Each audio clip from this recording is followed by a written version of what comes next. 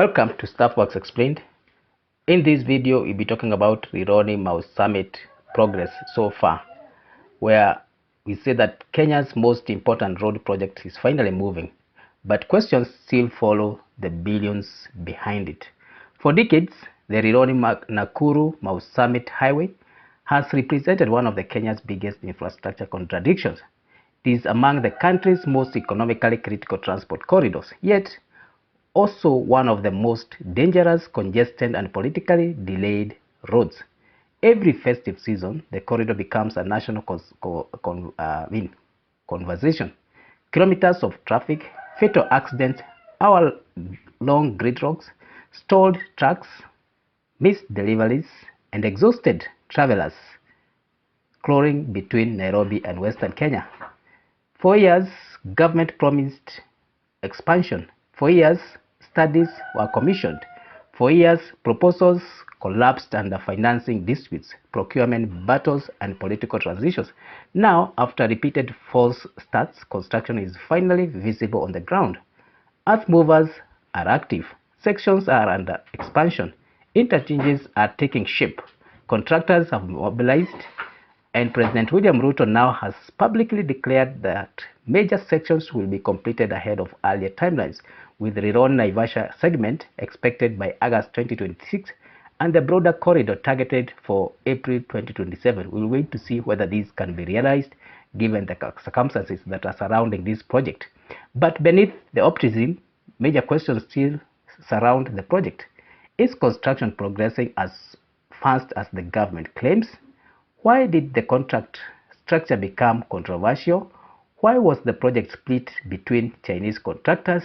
What exactly are motorists signing up for under the 30-year toll concession? And could Kenya eventually face the same toll road disputes seen elsewhere globally? This is no longer just a road. It is becoming one of the biggest tests of Kenya's modern public-private partnership infrastructure model. Now the question: why this highway matters more than almost any other road in Kenya? The Nairobi-Nakuru Mau Summit corridor forms part of the Northern Corridor, East Africa's most important trade artery. Cargo from the port of Mombasa moves through this route toward Uganda, Rwanda, South Sudan, Burundi, and Eastern Democratic Republic of Congo. Fuel tankers use it. Tourist traffic depends on it. Agriculture transport relies on it.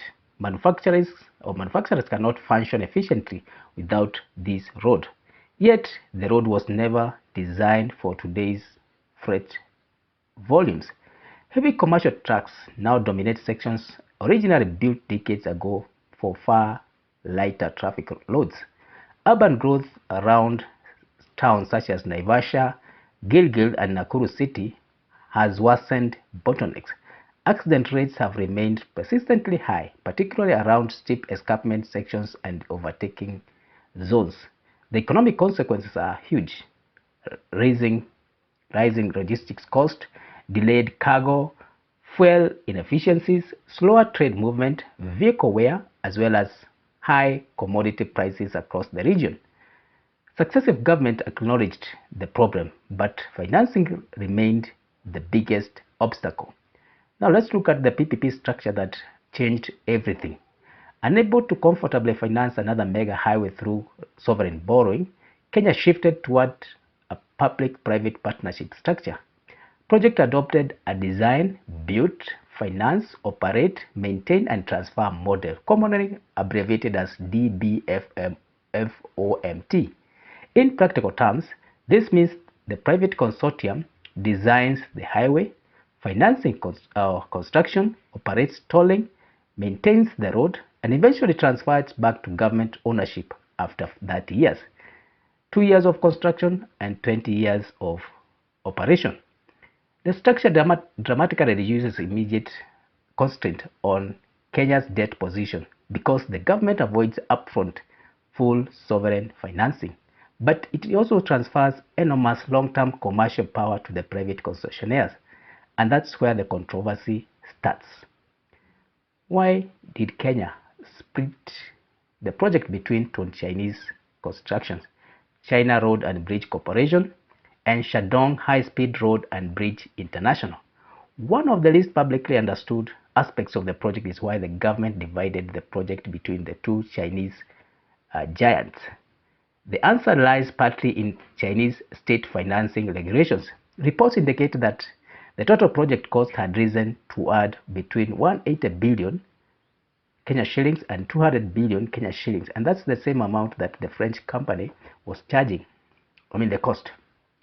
Structuring the project under single contractor would reportedly have triggered more extensive approval processes in Beijing or China, because Chinese overseas projects above certain threshold require additional state review mechanism. Splitting the corridor, therefore, appears to have been partly aimed at accelerating approvals and financing structure. From a project management perspective, that decision reduced bureaucratic delay risk, but it also introduced consortium coordination challenges, operational complexity, and long-term concession management questions. Now, what will motorists actually pay? Perhaps the most politically sensitive part of the entire project is tolling. The highway will operate under an open tolling system using distance-based charging. Motorists will only pay for the distance traveled through 8 planned toll stations. Current concession terms include passenger vehicles will initially pay approximately Kenya shillings 8 per kilometer, meaning a full trip across the upgrade corridor could cost roughly 1,400 Kenya shillings, while commercial vehicles, the heavy one, will pay significantly more depending on the axle classification. There is also a built-in annual escalation clause allowing toll fees to rise by approximately 1% annually over the operational period. That clause was designed to protect investors from inflation, currency fluctuations, and also long-term maintenance cost increases. Supporters argue this creates a predictable maintenance financing. Critics argue it creates a long-term financial burden on motorists already facing high transport costs and fuel taxes.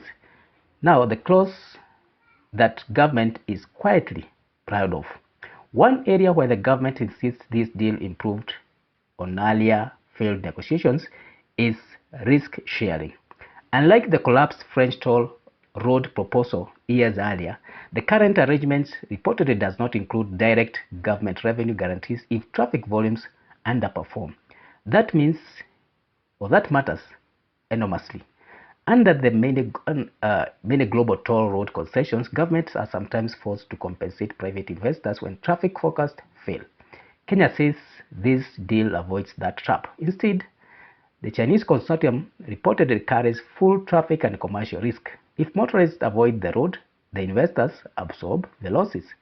That is politically important because Kenya is already under constraint over debt sustainability and expensive infrastructure liabilities. The agreement also reportedly includes revenue sharing caps designed to prevent excessive profiteering if toll revenues significantly exceed forecast. Now, the big question: what is actually happening on the ground? This is where the debate becomes more complicated. Critics have accused the government of exaggerating progress because much of the feasible work initially involved excavation, drainage systems, culverts, soil stabilization, earthworks rather than feasible tarmac laying. Government officials push back strongly against those criticisms. Public-Private Partnership Director General Kefa Seda argued that modern highways construction always begins with foundational engineering work before asphalt surfacing starts. Transport Cabinet Secretary David Shirchir confirmed earlier this year that at least 25 kilometers of this road are already in active construction across multiple sections such as Rironi, Gilgil, Kariandusi, as well as Mau Summit. The project is now feasibly moving in several areas, but skepticism remains partly because Kenyans have witnessed too many stalled mega projects promises before. Now, the Nakuru Viaduct may become the project's most transformative feature. One of the most technically significant elements is the planned elevated viaduct through Nakuru city. This feature could fundamentally change freight movement dynamics along the corridor. Today, Long distance trucks and local urban traffic compete for same road space inside Nakuru city.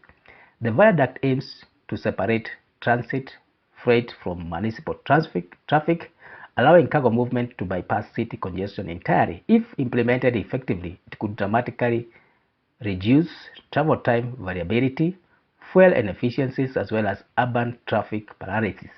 From an engineering and logistic perspective, this may ultimately become the corridor's most important upgrade. There's also the wildlife ecology as well as the Rift Valley problem.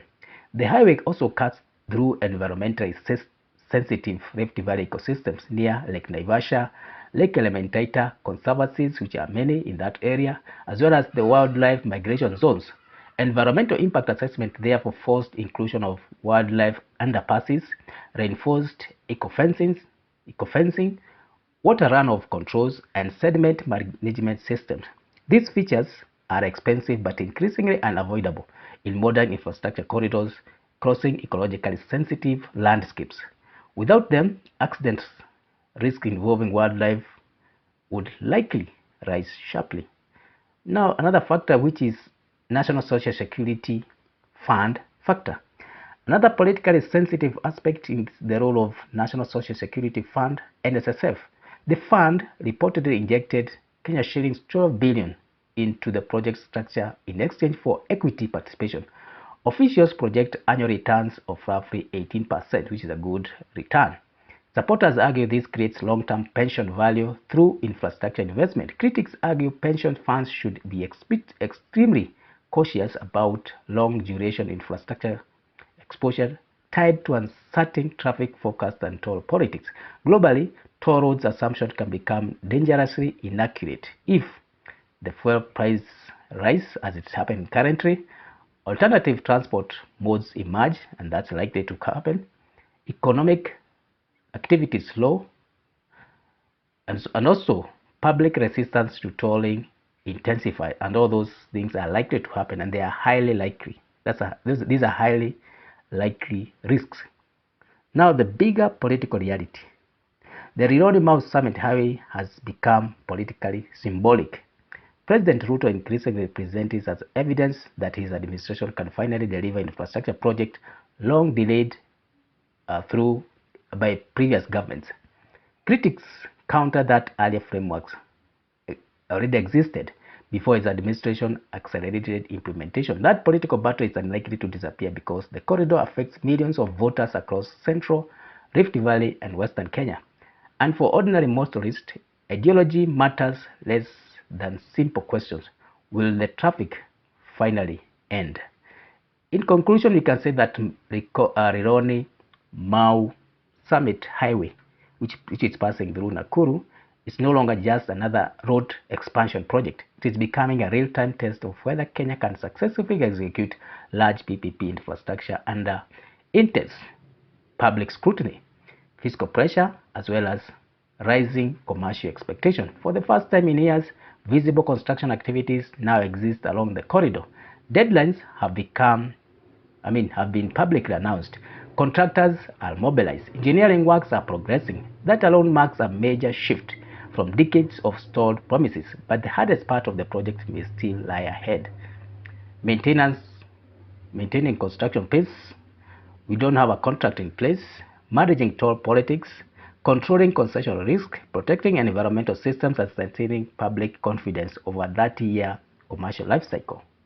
Because mega highways are not judged by launch ceremonies or artist impressions, they are judged by whether they actually reduce travel time, improve safety, sustain economic growth, and remain financially sustainable long after the political speeches end.